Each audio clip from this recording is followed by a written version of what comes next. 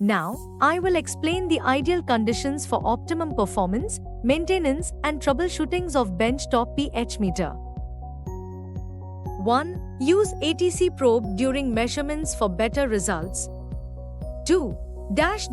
Shows on display means dip the electrode in 3 mkcl solution for 10 minutes. 3. Error shows on display means use fresh buffer solution. If the problem persists, please replace the electrode. 4. Earthing should be proper. 5. Power supply should be stable to avoid damage to internal components. 6. During measurements, the electrode should be properly washed with distilled water. 7. pH buffers should be changed every 7 to 10 days. 8. When not in use, store the electrode moist in saturated KCl solution. 9. If readings are unstable or the electrode response is slow, dip the electrode in 0.1 NaCl overnight. If the problem still persists, before discarding the electrode, dip it in 2% HF solution for 5 seconds, then in distilled water for 30 minutes and recheck the electrode.